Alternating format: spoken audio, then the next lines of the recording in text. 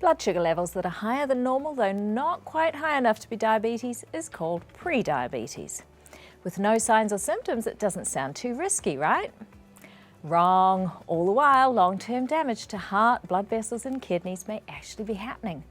And associated insulin resistance brings high blood pressure, high blood fats and high cholesterol. So can we undo that process? Stand by, Go Healthy for Good starts right now. Hello and welcome to Go Healthy for Good. Meet Robbie, who had a serious childhood illness. Watch. When I was 12 years old, I was getting thirsty all the time and drinking all day long and complaining to my mom, I think I have diabetes just like Steve. So I am the youngest of 3 boys, and my middle brother had type 1 diabetes before I was diagnosed. So I was aware of the symptoms, and my mom said, no, don't be silly, you don't have diabetes. So I just kept on going through life and drinking a lot, going to the bathroom a lot, and eventually my parents were out of town in Florida looking at homes because we were going to move there. And I was home in Minnesota with my brother, who also has type 1 diabetes.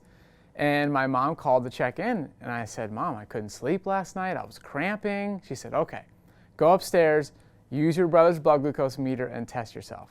So I did, and I was over 400, which is 4 times higher than I'm supposed to be. And my brother said right then and there, you have type 1 diabetes, pack your bags, you're going to be in the hospital for a few days. So we went to the regular doctor first, and he drew a blood test, and I'm not sure what test they did run, but they said, yes, you have type 1 diabetes. And I remember sitting in that room, seeing my older brother cry for the first time, and he was just saying, hey, I'm sorry you have to go through this, you know. And then my parents flew home right away from Florida, and that night in the hospital, I remember my dad saying, don't worry, it's just an inconvenience. You can do whatever you want in life, and it's not going to be a problem. So I only stayed one night since my parents knew what to do, and we went home, and I started living with type 1 diabetes. So originally, my parents wanted us to have the best health care possible. So living in Minnesota, we drove to Rochester to see a doctor at the Mayo Clinic.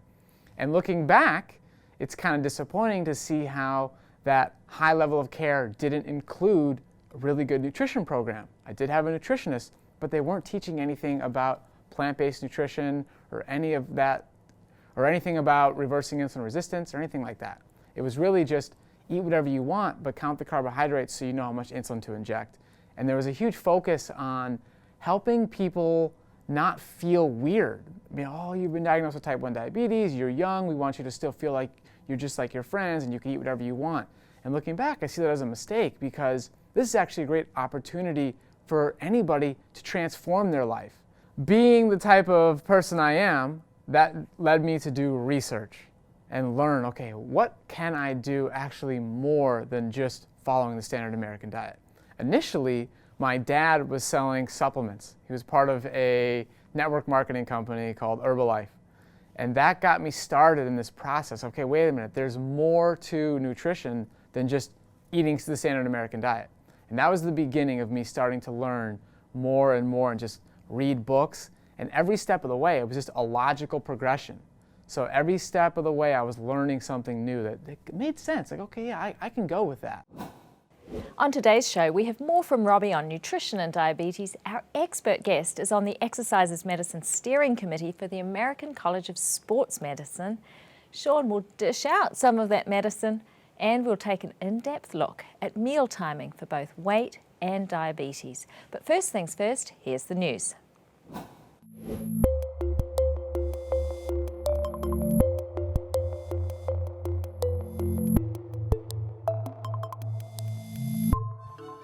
In the headlines, pollution promotes diabetes, sugar makes men sad, and mouthwash diabetes link. Living near a busy road, drinking out of plastic water bottles and eating out of cans or plastics may predispose to diabetes because of endocrine disrupting chemicals in pollution and plastics.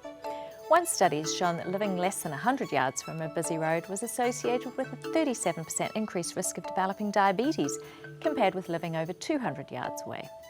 In Germany, long-term exposure to air traffic pollutants was associated with greater insulin resistance in 10-year-old children. Chemicals that can increase the risk of diabetes include PCBs, organochlorine, pesticides, multiple chemical constituents of air pollution, BPA and phthalates. So limit your exposure to plastics and pollutants as much as possible. A high intake of sugar appears to put men at risk of mood disorders. The University College of London enrolled more than 10,000 middle-aged government workers in a health and behaviour study and followed them for 30 years.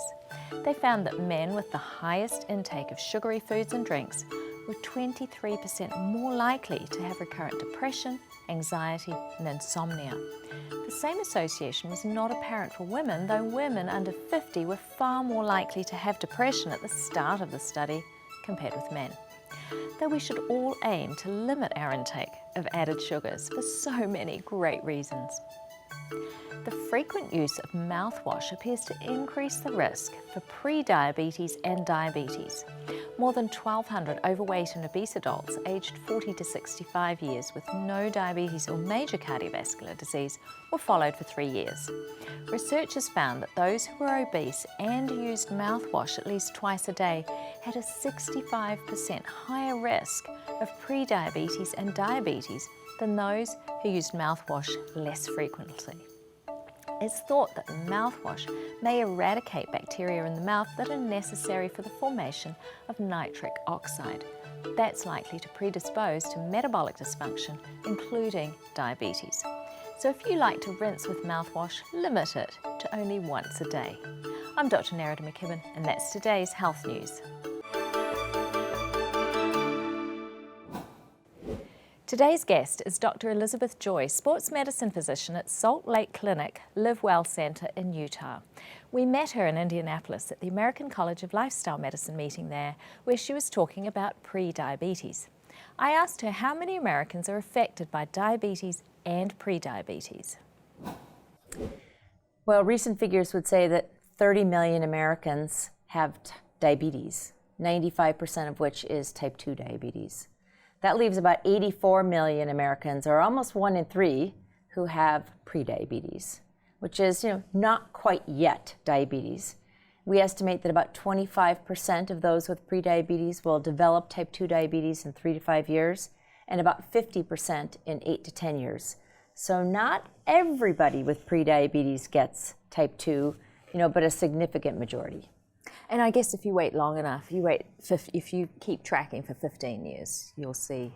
Yes, you would see an increasing, cumulative incidence of type 2 diabetes over time. And, it is the most expensive healthcare condition in the United States.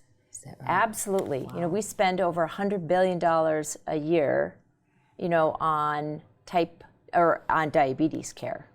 Wow. And so that tsunami of the extra 85 million that will convert to diabetes is just going to blow the budget, really. Absolutely. I mean, when you really think about, what are the conditions that are undermining, healthcare in the United States, and diabetes is definitely the biggest actor in that.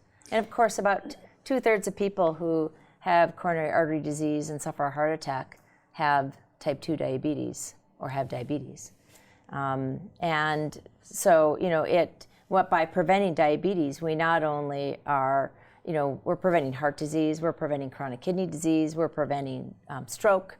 It really is, kind of a gateway disease, to things that, end up killing people. So we're talking now real quality of life. So how do we drive back? How do we keep that pre-diabetes or that diabetes at bay, push that pre-diabetes back? What's the most effective intervention? Sure. Well, the foundation of all of this is lifestyle behaviors. And when we talk about diabetes prevention programs, they are founded, on people changing their diet, increasing their physical activity, with a goal being to lose a 5 to 7% weight loss from their baseline. So 5 to 7% is not a huge amount. Most people will set a bigger goal than that, won't they? I think people, oftentimes are influenced by shows like The Biggest Loser, right? Where successful weight loss is defined by a 100-pound weight loss.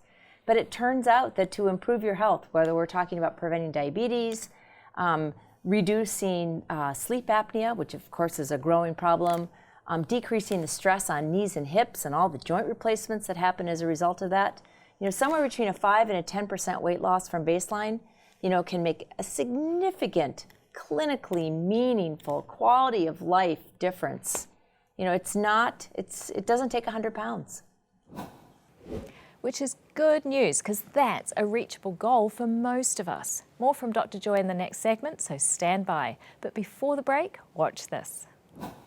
What would you like to drink, sir? Coke, please. And for you, ma'am? Nothing, thank you.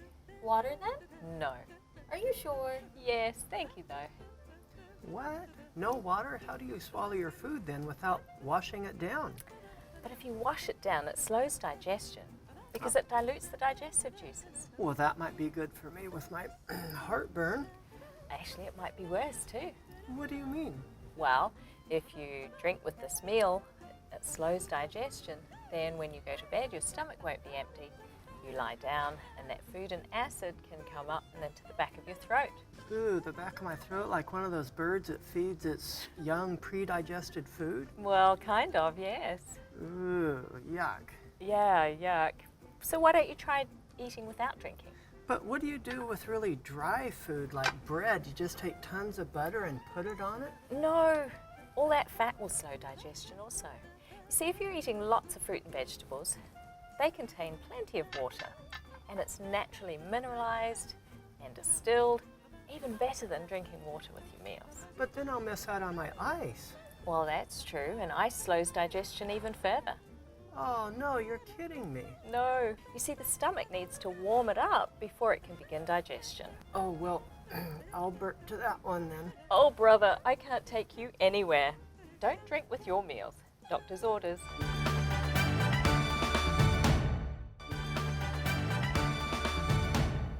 The traditional meal pattern is to eat 3 meals a day, but then came along the snack.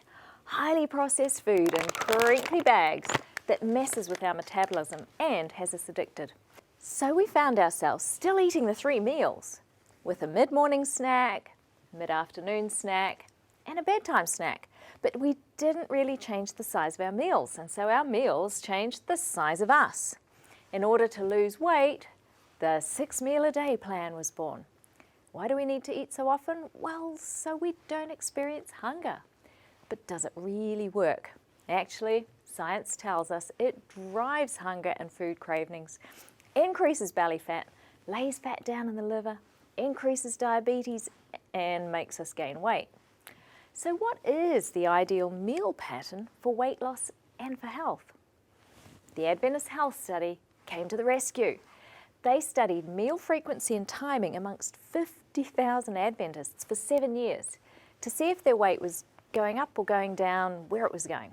They found those that were eating 1 or 2 meals a day, these 1 or 2, weighed a little less every year than those who were eating all 3 meals.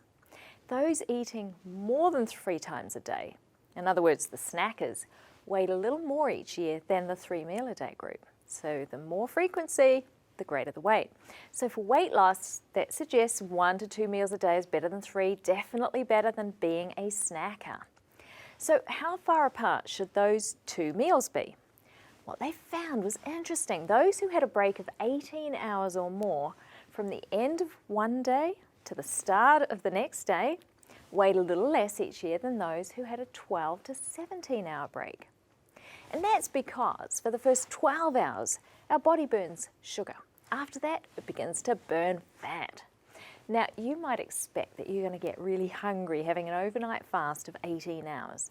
But other research has shown that there's less hunger when we limit our eating to 6 hours in the day.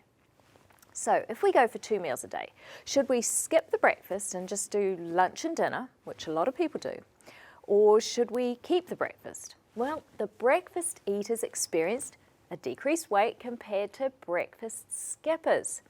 So we need to keep the breakfast right here. But which should be our largest meal? Should it be in the evening when we're relaxing after a hard day at the office, or the breakfast?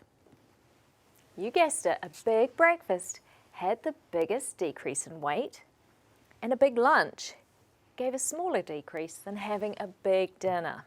So, If you want to make it easier to control your weight, eat less frequency. Just 2 meals is better than 3. Avoid the snacks. Make sure you eat breakfast and make it the biggest meal of the day. Then leave 5 or 6 hours between breakfast and lunch, and then don't eat for 18 to 19 hours. That might sound too difficult to you, and you're just going to throw this idea out the door. I challenge you, though, to try it for a week. Here's what you do.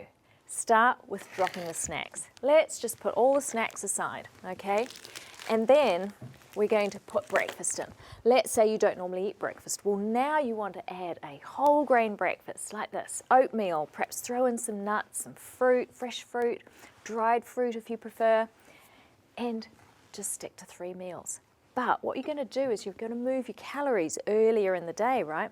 So now lunch will be your bigger meal, and supper will get smaller and smaller and smaller until you can eliminate it. And then you're down to 2 meals. It's that simple.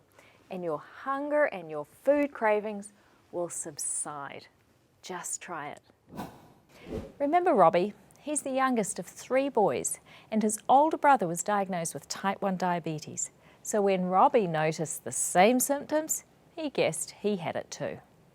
After learning how to give himself insulin and count carbs, he wanted more. So he embarked on a hunt for the best nutrition for diabetes. His goal? To get his pancreatic beta cells to work again. Watch. What happened is I started following a lot of different diets. Initially, I had followed the Weston A. Price Foundation diet. I was eating grass-fed beef, lots of raw milk, and this all made sense initially. You know, grass-fed beef is better than the processed beef. You know, there was logic behind maybe it's not good to pasteurize our milk. It all just made sense. But I never really got the results I was looking for in regards to seeing improvements in insulin sensitivity. So eventually, I then followed a vegan ketogenic diet where I was eating nothing but oil and greens and nuts and seeds. And eventually, I got terribly low energy. I could not sustain that diet any longer. Even though, as a person living with type 1 diabetes, I saw that not eating any carbohydrates led to a reduction in the total amount of insulin I needed. So at the time, I thought this was great. Wow, I'm taking less and less insulin. But that wasn't, in hindsight, that didn't mean anything unless my pancreas was beginning to produce more of its own insulin. So what I was doing is I was doing a little bit of a hack, which is why there's so much confusion in the world of diabetes nutrition. People who do a ketogenic diet, especially the people living with type 1, they can take a very, very low amount of insulin, but it doesn't mean they're healthier. They're actually more insulin resistant. And that's what I learned. So at that time, I was eating roughly 30 grams of carbohydrate per day, taking 10 units of total insulin. So that's a 3-to-1 ratio. And now, as I've transitioned to a low-fat, plant-based, whole food lifestyle, I'm eating more than 700 grams of carbohydrate per day and taking roughly 38 units of insulin. So that's more insulin, but the insulin sensitivity has dramatically improved. So my body's ability to take glucose out of my bloodstream into the cells has improved. It's very important for overall health. The number one thing that people die of, no matter what form of diabetes they're living with, is heart disease. So just focusing on controlling numbers isn't really going to solve the problem, or one of the biggest problems for type 1 diabetes. Or for any type of diabetes for that matter. However, there's something that will help to solve the big problem of heart disease. I asked Dr. Joy to share the details of a study that showed how effective physical activity can be in that arena. So the National Diabetes Prevention Study, which was published decades ago in the New England Journal of Medicine, they randomized about 3,000 people, 1,000 into each group, who had glucose intolerance. So I don't think they really called it prediabetes at that time, but they had glucose intolerance. And one group was randomized to, what we now refer to as the National Diabetes Prevention Program. It was a lifestyle program, with a low-fat diet, low-fat, low-calorie diet. They were encouraged to achieve 150 minutes per week of moderate intensity physical activity. They met regularly with a coach, both one-on-one and in group learning sessions. Another group was randomized to metformin, and a third group was randomized to a placebo. And neither the metformin group or the placebo group got the rest of the intervention. And they followed those cohorts over time, actually for about 10 years, all in all. But what was really interesting was that about 2 years into the intervention, when they were looking at the cumulative incidence of type 2 diabetes, they found that compared to the placebo group, there was a 58% decrease in the cumulative incidence of type 2 diabetes in the intervention group. And I think it was only about 34% cumulative decrease in incidence amongst the metformin group. So we have lifestyle outperforming the pill. Almost double. Almost double. And amongst older adults, so those that were 60 years of age and older, there was a 71% decrease in the cumulative incidence of type 2 diabetes. So I guess that that goes against the adage of you can't teach an old dog new tricks. And of course, we think that the older adults were, maybe they had less work responsibilities. And so they were able to participate in all aspects of the lifestyle change program that the diabetes prevention program was offering. True, but it also just reminds you that it's never too late. You're Absolutely. never too old to make those changes, and like you say, to learn new tricks. How did they compare cost-wise, the lifestyle intervention versus the metformin? What was more cost-effective? Well, I think in the long run, it's going to be the lifestyle group, right? Because if you can delay or prevent the onset of type 2 diabetes, you have considerable savings. In our own healthcare system, I work at Intermountain Healthcare in Salt Lake City, Utah. We've estimated that, the year that someone converts from pre-diabetes to type 2 diabetes, the cost differential in that just 1 year is about $3,500. Wow.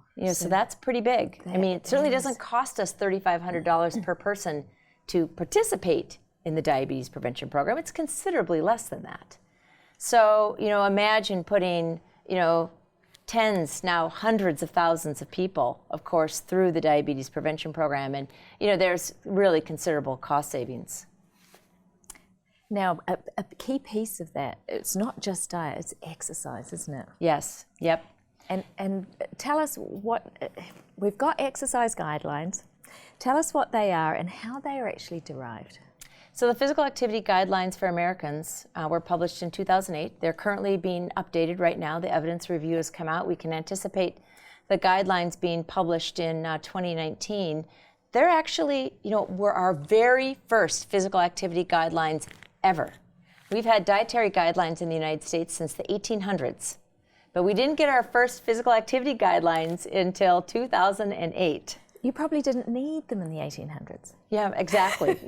We've so successfully engineered physical activity out of our lifestyles that, now we have to engineer it back in. Like things like walking treadmill desks and things like that to get people to move more. That's right. But, the guidelines for Americans say that people should get a minimum of 150 minutes per week of moderate intensity physical activity or 75 minutes a week of vigorous activity, which would be like jogging, really, moderate being a brisk walk, vigorous being something akin to jogging. It gets you out of breath. Exactly. And also strength training, doing, muscle strengthening at least 2 times per week of your major muscle groups. And that's the recommendations for adults, younger adults and older adults. It really doesn't change. And for children, we recommend even more activity, more like 60 minutes a day.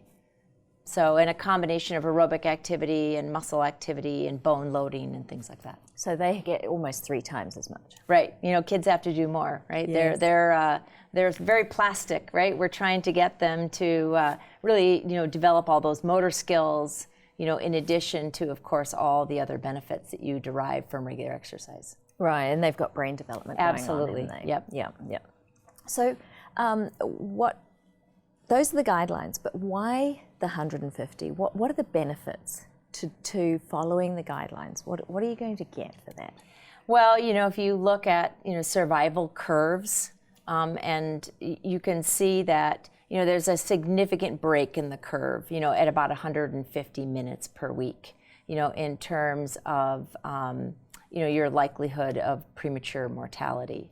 So you're going to live longer. You're going to live longer. And in fact, there was a recent study published just last week in JAMA Internal Medicine, that looked retrospectively, at over 100,000 people who had undergone treadmill testing. And so they were able to actually measure their cardiorespiratory fitness. And they also had self-reported physical activity levels for those people, which is, of course, the #1 predictor of one's cardiorespiratory fitness. And they found that those at the highest fitness level lived the longest. I mean, it's really no surprise. And in fact, fitness was a more important and larger predictor of premature mortality compared to high blood pressure or smoking. So when we say sitting is the new smoking, there's probably some truth to that. Sitting is not something that people should do long term. We should really try and avoid it. Maybe you and I should stand up right now for the rest of our interview. I suggested intermittent fasting earlier in the show, but here's another aspect to consider. The Bible says that Jesus' ministry began with a supernatural 40-day fast. By it, he developed intimacy with God. He learned dependence on God, and he gained the mastery over appetite. He had just been baptized or anointed for mission. His ministry would be the hardest 3.5 years of his entire life. He would need to have a vital connection with heaven.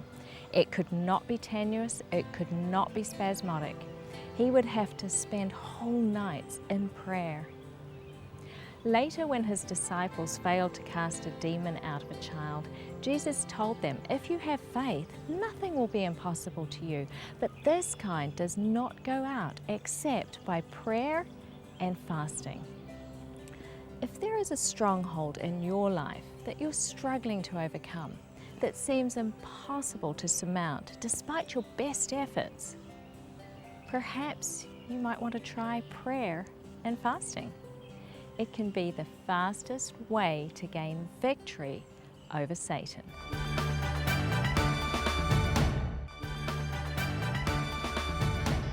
It's been said that if exercise could be packed into a pill, it would be the single most widely prescribed and beneficial medicine in the nation. So Sean, how are you packaging our exercise pill today? Well, we're packaging it into like a big core pill, all right? Ooh. Yes. Ooh. Now, core exercises is the focal point for all that we do. Functional exercise is how we lift things up, how we put it over our head, all makes a difference in our daily activities. Now, many people are tweaking their back because when they pick something up, they're not keeping their core tight. So this is a reminder for you, as you move throughout the day and all that we do, keep these exercises in the back of your mind. How can you improve on these, but in turn improve on your daily activities, right? Yeah. So let's work these core exercises. We're gonna do an alternating, reach out, alternating lateral lunge, okay? I want you to go as deep as you can, and I want you to hold right here. But in this position, reach forward. Bring in that belly button to the spine. 3, 2, 1, get to the other side. What this is doing is allowing you to feel how when you hold a position here, extend your arm, you can engage that core.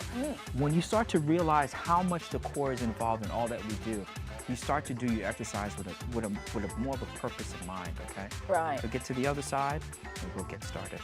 3, 2, keep it tight, and 1, nice. We're gonna start with our plank, okay? The plank is one of the most widely known exercises out there, but I'm gonna show you a new version today, all right? All right. On the elbows. Now, core nice and tight. I'm gonna challenge you to do something. If you have a mat, I want you to take your elbows and imagine yourself pulling your elbows towards your sneaker, right? As if you're dragging it, right? What this is doing is it intentionally engages your core. Many times we do the plank and we could hold it for 5, 6, 7 minutes, but if I tell you to engage it, you pull, right? 3, 2, you can rest. Okay. What happens is that we can lose sight of what the true purpose of the core of the plank is. Right. All right, so dragging your elbow with a mat, right, allows you to really engage everything. In the event that you have any elbow issues, you can always go with a high plank. Start here. Make sure that your eyes are facing down, never up, because you put the strain on your neck. Right. All right, hold it nice and strong. And then you can do the same thing, kind of just pulling in or bringing your feet towards your hand. All right, exercise number 2. All right, you have your knee-ins, all right, where you're coming up here, and I just want you to grab your knees or right around your shin. This is a great exercise because once your knees come in, you have to engage your core, all right? Just by bringing your knees in and exhaling, it's a core exercise, all right? Come up. Now you can make this more intense by being very explosive, or you can go nice and slow, squeezing it. Squeeze a little bit more, bring it all the way in, contract all of your abdominal muscles, keep it nice and tight, and extend all the way out. The art of bringing your foot all the way out and bring it back in, you're using all of the abdominis erectus right here. Okay? Yep. Low down. Yep. And number 3, remember, we're gonna have some fun. Okay. We're gonna use a 5-pound dumbbell. And this is a twist, all right, where we're just going to the left, come back to the center, and to the right, allowing us to engage our core nice and control without putting any strain on our lower back. Now, in order for you to challenge yourself a little bit, you can put that right leg up a little bit. It's good, thank you. There you go. It's a small thing, but Makes now a you're big difference. You're now challenging your body to kind of reorient itself and challenging your core to stabilize. It's a small change, but it challenges you in a different way. Right. So those 3 exercises, do them for about 30 seconds each. Take a rest, do about 4 to 5 rounds. That will torch your whole midsection. It does, all right? Yeah. So now you're here, lean back a little bit, stretch your abdominal area. This is stretching everything in here that you just engaged. Rotate, be cautious with the rotation, see how far you can go within limit of your body. Roll your shoulders back, roll them forward. Sometimes we get tense with our core exercises, so you feel in your neck. Yeah. So big circle. Switch directions. Come back and you are all done. Whew, thanks, Sean. You're very welcome. Good work. What is the best method of controlling adult onset diabetes? A 2002 study by the U.S. Diabetes Prevention Program enrolled 3,000 individuals to find out. They tested the advantages of either a popular diabetes drug or an active exercise program of 30 minutes a day, 5 days a week. The results showed that the exercise was more effective than the medication. And the results were greatest for the oldest individuals. 30 minutes of exercise a day is another ageless advantage. It's always good to get your questions, but I get way too many to bring them all onto the show, so I apologize for that. I'll just pick out the ones that are more popular or the ones that are more generic. So here's someone texted in. They said, is it good to clean your tongue by brushing or scraping it? And why do dental crowns cause bad breath? Well, if you like to scrape your tongue, go right ahead, but it's not necessary to brush or scrape our tongues in order to keep them clean. Have a look at your tongue, and if it's coated, sort of white and coated, that may indicate a buildup of debris, bacteria, perhaps dead cells. And a coated tongue is more likely if you smoke, if you breathe through your mouth, especially at night, say if you're a snorer, if you have a yeast infection, or if you're using certain medications, or even if you just don't take good care of your mouth in general, you don't brush your teeth often enough. Now in that instance, scraping can help bad breath, but just for a few hours. It's not going to last very long. When it comes to dental crowns, they should not cause bad breath, and if they do, it probably indicates a poor fit and that bacteria are crowding into the gaps around that crown. So do your basics, brush your teeth, and if you want to, you scrape your tongue or brush your tongue twice a day. Rinse with water right after meals, floss every day, drink plenty of water, and have your dentist assess the reason for your bad breath. Someone called and asked, is beet sugar healthy? Well, any added sugar is not healthy. We need to limit consumption of our sugar. But that may leave you wondering why you are seeing beet sugar, bags of beet sugar in your health store, right? I'll bet that's where this question came from. Well, table sugar is made of beet sugar or sugar cane crystals. Sugar cane is brown, but to make it white, they kind of put it through a process with charcoal that's made from animal bones. Beet sugar is naturally white, doesn't require that process. So now health stores are getting onto this and they carry beet sugar, just pure beet sugar, so that vegans or vegetarians can avoid the use of animal products and the processing of their white sugar. So just remember that 95% of sugar that we get here in America, the beet crops are genetically engineered to be Roundup ready. And that means that they're going to have more pesticide, more Roundup in them. Now, you probably feel like you're between a rock and a hard place now. So try replacing sugar with dates, bananas, or erythritol. Arthur asks, I've been suffering with tinnitus for a year now. What should I do? Well, tinnitus is that sensation of noise or ringing in the ears. It is surprisingly common. About 1 in 5 people are affected. And it can be anything from a low roar to buzzing or hissing, even to a loud squeal, high-pitched squeal in one or both ears. Now, it isn't serious, but it certainly can get annoying. It can result from just aging. It's just age-related hearing loss, and you can get this happening. Maybe you went to a concert recently and you've still got the buzzing in your ears. That will pass. It can happen from just earwax building up inside, and so you sort of have this roar inside your ears, or stiffening of the ear bones in the middle ear, otosclerosis it's called, and that runs in families. And then there are things like Meniere's disease, temporomandibular joint dysfunction, which your dentist should have a look at, head and neck injuries, or even a benign tumour on the nerve that supplies your inner ear. So if it is bothering you, see your doctor and have it checked out. Now remember, you can send your question in by Facebook, text, go to our website, and my team or I will do our best to answer your questions. You can do it on Facebook, join our community on Facebook, and see our videos and our sharing there. Now, let's see what we could serve for dinner tonight. Oranges are, well, orange inside and out. There are many varieties, bitter or sweet, thick skin or thin, easy to peel or not. They originated in Asia, around China and Indonesia, and then they went from there to India and then on to the rest of the world. Mostly now they're grown in Brazil and Florida. Oranges are a great source of potassium, magnesium, vitamin C, fiber, calcium and folate, which are all important for pregnancy. One medium orange is about 60 calories, and it's hard to overindulge in them because they're so full of fiber. Orange zest is a secret ingredient in many recipes, and just below the zest is the pith. It's bitter, but it's loaded with powerful bioflavonoids that are recommended for fighting colds and flus, so don't be afraid to eat it. However, there's nothing like a small glass of freshly squeezed orange juice to wake those taste buds up in the morning. Bon appetit!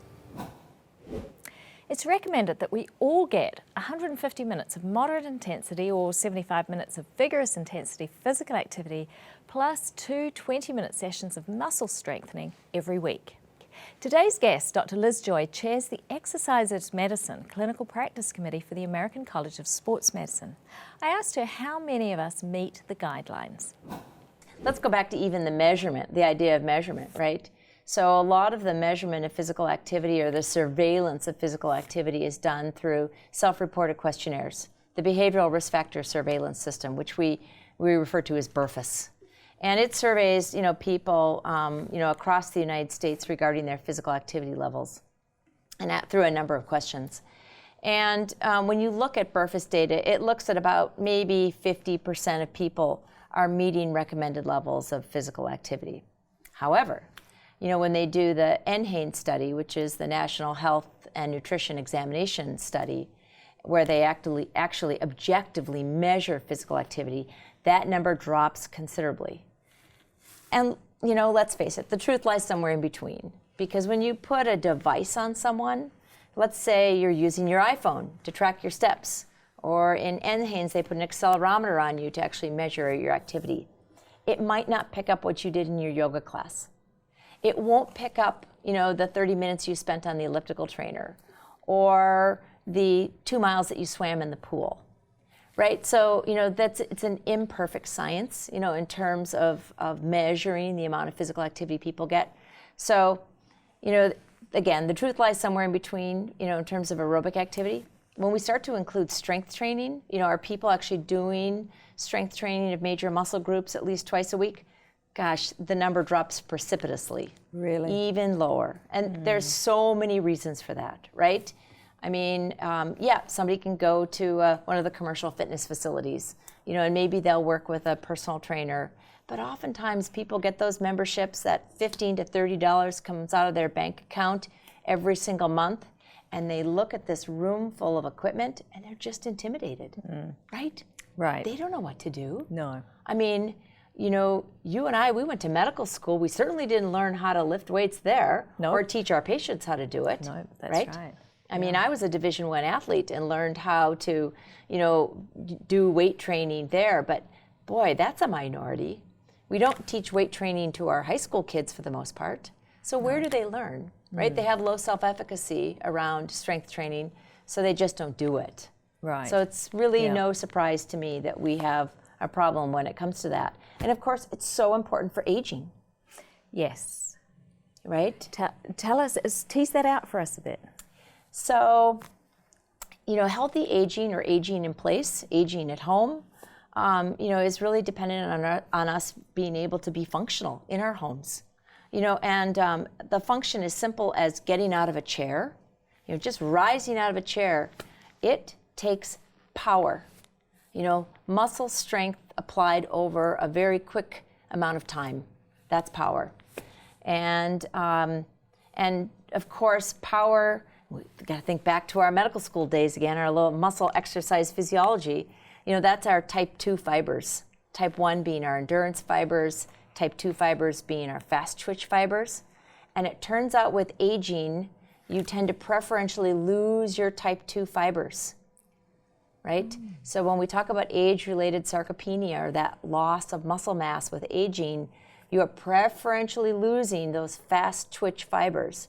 And I know, yes, you need fast twitch fibers to run a 100-yard dash, but even more importantly, you need fast twitch muscles to get out of a chair. So that power comes from your fast twitch. That's right. How do we maintain that and prevent that loss with aging? Right. Well, and that's really been, some of the work, in the last decade, looking at strength training in older adults, and the importance of actually doing that. So that they can do what's called functional training, where they're actually training for activities of daily living. They're not training to throw a football farther, or jump higher. They are training to be able to get out of a chair. They're training to be able to get themselves off the floor if they trip and fall, which of course we all do throughout our life, starting from the 9 months of age until 90 years of age. We're always falling, but of course, if you ask people, they all want to get up.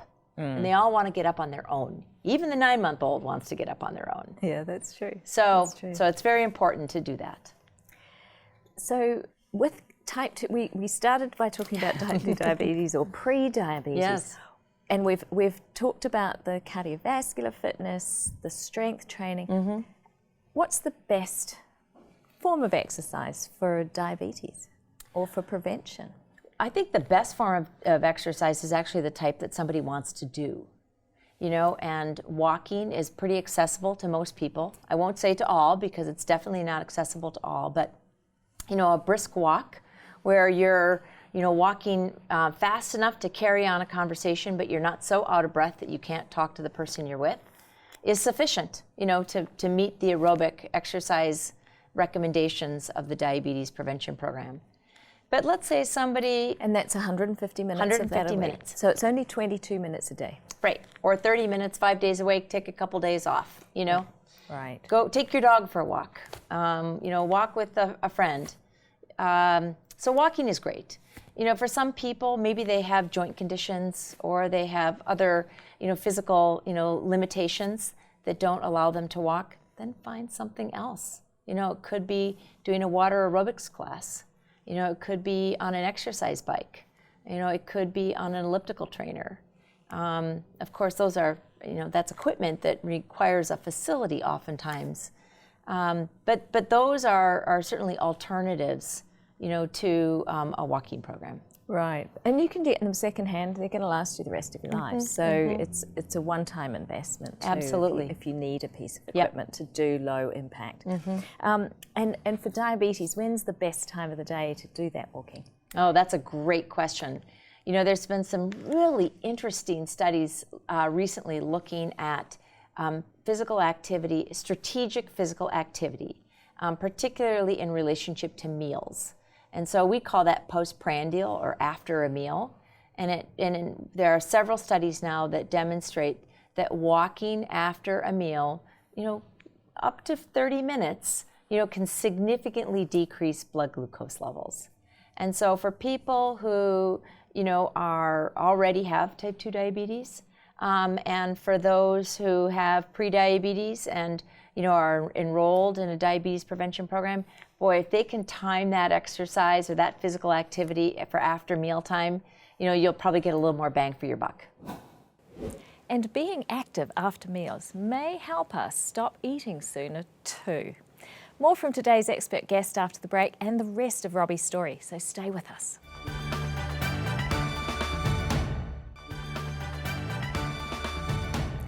Robbie was trying lots of diets to optimize his new diagnosis of type 1 diabetes. He did a vegan, ketogenic, low-carb diet, eating clean with green veggies, nuts, seeds and oil. But his energy levels were so low he couldn't sustain it. Here's what happened next. Watch. I heard a podcast with Dr. Doug Graham. In this podcast, he talked about healing and the concept of natural hygiene, and he talked about eating fruit. And this got me very excited because I had been limiting fruit for a long time now. And I decided I'm going to jump in and I'm going to try this. So I started to eat fruit. This was before his book came out. So he was on the podcast talking about his book that was coming out soon. So I start adding fruit and I start feeling amazing. And I start seeing that I'm getting low blood glucose readings, meaning that I'm injecting too much insulin for the food that I'm eating. So you would predict, just like what I predicted, if I'm going to eat more fruit, I'm going to need a lot more insulin. And I did that, but then I kept on going low and had to reduce the insulin and reduce the insulin. So Dr. Graham has sold me on this idea of trying to eat a fruit-based diet, literally nothing but fruits and vegetables. And that's what I have now done for 11 years. So I start doing that, eat nothing but fruits and vegetables. In the beginning, the first week, I signed up for a program with Dr. Graham. It was 1 month of coaching. We ended up doing it for 3 months. I would email him every day, and he emailed me back every day, and we would talk about what I was eating and what was happening with my blood glucose. The first week, I ate nothing but bananas. The second week, I ate nothing but bananas and lettuce. And then I started adding mono meals of fruit after that. And I was mind blown. I couldn't believe how I'm getting to eat all the bananas I want, and my insulin sensitivity continues to improve. I feel amazing, and people would think that if you're eating a bunch of fruit, it would be difficult to control your blood glucose. But that's not the case because I eat whole fruit, which includes the fiber, the water content, and the nutrients. And that makes it very easy to manage blood glucose. My numbers are predictable. My A1C right now is 5.7%, very healthy range for somebody living with type 1 diabetes, and I'm in complete control of my diabetes health. I have boundless energy. I play sports. I am active with my friends. I go to the gym almost every day. Nothing is holding me back. If someone was in my position, I would suggest they get educated. That's the first step to making lifestyle change, is once you have the information and you have the confidence of why you're doing this, it becomes a heck of a lot easier. You become much more motivated. You see the results because you know what's happening behind the scenes. That's why he works to educate people with diabetes on how to tackle their disease. I once had a patient with type 2 diabetes who would test after meals and then walk until his blood glucose levels came down. He was able to lose weight and stop his insulin completely. Here's Dr. Joy with more on what motivates people with diabetes. You know, in some respects, the diabetes prevention program, it's as good as an immunization, right? When you look at 71% of 60-year-olds who participated avoided type 2 diabetes during the study period. Well, you know, our flu shot last year was only 40% effective. And That's a good point. I'm not saying don't get a flu shot. In fact, everybody should get a flu shot. But even more people should exercise. That's right. That's right. Even both. Do both. Walk to the pharmacy and get your flu shot. There you go. Now, what about apps and wearables? How valuable are those things? Where are we at? Well, there's some mixed outcomes around wearables, but generally it's pretty positive. They have a bit of a Hawthorne effect, meaning that as you're wearing it for a while, you look at it pretty regularly and you say, "Oh, I'm only at 9,000 steps. If I do just 1,000 steps more, I'll get it."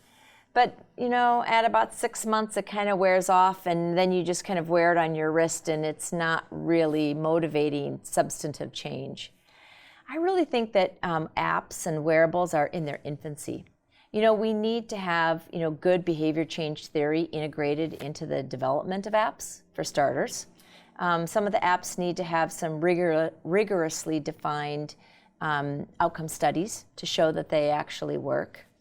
And with wearables, we have to figure out how do we prescribe them, right? So that if I'm seeing a patient, I can say, you're not meeting recommended levels of physical activity. I'm going to prescribe this Fitbit to you or some wearable device, and I'm going to have you wear it for 3 months. And in fact, we're going to remote monitor your Fitbit, and so that we can actually see what you're doing. And my nurse, Sadie, she's going to check in with you once a week and say, "Hey, John, I noticed that on Thursday you didn't get any activity at all. What was going on that day?" Or, how's that walking program going? So using wearables strategically, using them from kind of a remote patient monitoring perspective, particularly amongst those who have conditions for which we know physical activity will make the greatest difference in their outcomes. And we're doing some work with that at our healthcare system at Intermountain. And it's been pretty positive so far. Yeah, because I never thought about that, because that's what happens with blood pressure. Someone goes home from cardiac rehab, they've got their blood pressure, they need to measure it at set times, there's no reason why you couldn't do that with exercise too. Absolutely. We just have to figure out how to do it. And it's that accountability, and if this is exercise as medicine, right? Absolutely. And I think that asking people to do anything in perpetuity is pretty unrealistic, right? So, and that, the idea that we're going to kind of slap some, plastic device on somebody's wrist and expect that to make all the difference, for a complex behavior change like exercise, really, it's pretty unrealistic. It ought to be done in the context, with, other supports, whether that's support from a healthcare system or support from a health and fitness professional, from a health coach. I'm really interested in the role of community health workers, and how they can particularly help to support healthy lifestyle behaviors and physical activity among some of our most underserved patients. And what would their qualifications be as a community health worker? Well, community health workers tend to be lay people, oftentimes without really any healthcare training, who are sometimes employed by health systems, by third-party payers like insurance companies, to actually work with people in their communities and help them, with adherence to medication, navigation to appointments and to see specialists, connecting with community resources, particularly around social determinants of health, and health behaviors like smoking cessation. That's where the evidence lies. And I think there's some emerging evidence now showing that, community health workers working with families can help them be more physically active. So pretty exciting. That is, and Yeah. that's very affordable. Yes, absolutely. Mind you, we're looking at a disease like diabetes that is so expensive that almost anything else is affordable, right? And so incredibly prevalent, right? And its foundation, again, is lifestyle behavior. So we can get a lot of positive from relatively inexpensive interventions. It's just figuring out how do we best apply it in a way that adds value to that person's life and isn't seen as intrusive. Not Big Brother. I chip my dog, but I don't chip my kids, and we don't chip our patients. We don't know exactly what they're doing, nor should we. But how do we help them? Right, and just urge them and encourage them along that journey Right. of health. Yes, Absolutely. It's the Malcolm Gladwell nudge theory, I guess. I think he wrote that book. But, how do we provide those nudges, at the right time, at the right place, by the right person, for the right reason, to the right person, so that they'll be like, oh yeah, right. This is not my habit yet, but, with the right encouragement, I am going to engage in this behavior change. And then I'm going to start to notice, hey, I feel better. I'm taking less medication. I am sleeping better. I have more energy. I'm doing my job better. I'm feeling like a better parent. I have energy on the weekends to do things with my kids. I'm going to be around for my grandkids. Ultimately, that's what it comes down to, right? People want to feel better. They want to have a better quality of life. And I think exercise certainly can help them achieve that. So if you want to feel better and improve your quality of life, think exercise. If you want to live long and live strong, think exercise. It needn't cost more than a good pair of walking shoes. If you have prediabetes, delay the onset of diabetes as long as possible by incorporating physical activity into every day.